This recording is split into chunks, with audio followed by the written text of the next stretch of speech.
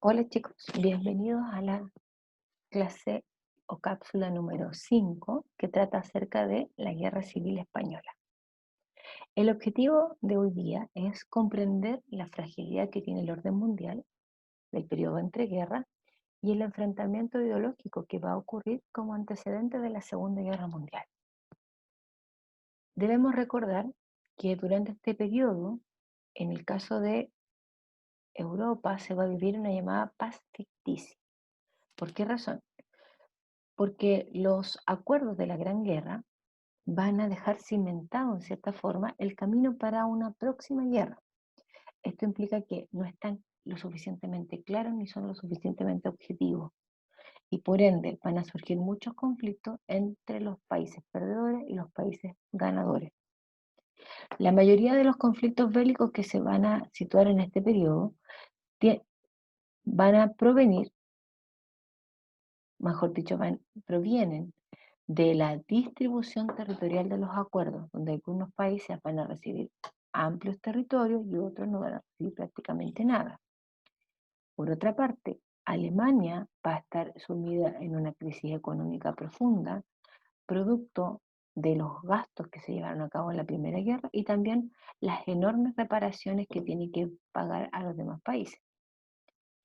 Francia está presionando de forma agresiva a los alemanes para que realicen los pagos lo más pronto posible.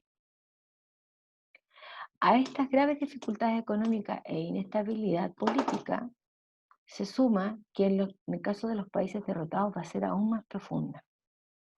No debemos olvidar que la guerra civil se va a producir dentro de un contexto europeo que está marcado por la década de 1930, con el llamado surgimiento de los movimientos fascistas y también con la pérdida de legitimidad de las llamadas democracias liberales.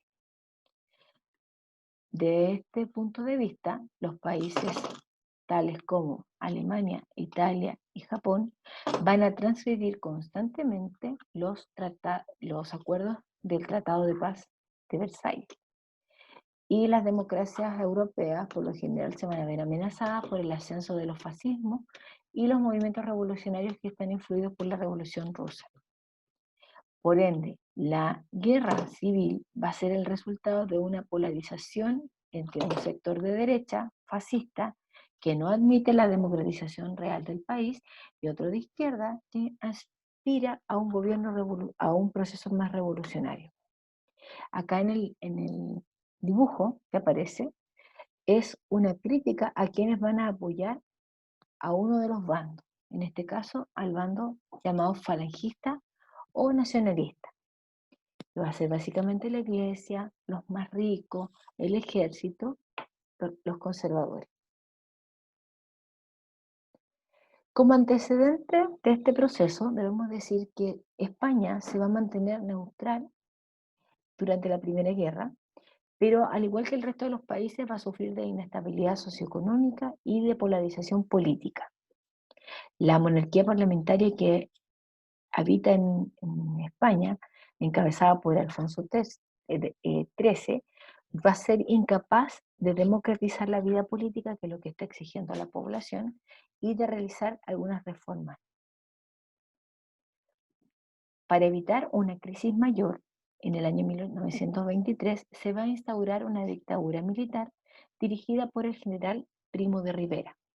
Esta dictadura va a establecer algunas medidas como por ejemplo suspender la constitución política, es decir, el Estado de Derecho deja de funcionar. Se van a prohibir los partidos políticos y los sindicatos para impedir el avance del socialismo y comunismo. También se va a prohibir el uso de algunos idiomas en público como el gallego, el catalán y el vasco. Hacia 1930, la crisis mundial va a forzar el fin de la dictadura y un año después, en las elecciones municipales, se va a transformar casi en un plebiscito en el cual se va a expresar la voluntad de cambiar la política de forma radical. Es así como va a surgir la llamada Segunda República Española. Esta Segunda República va a llevar a cabo un conjunto de reformas y cambios, como por ejemplo va a elaborar una nueva constitución política y va a hacer algunas reformas.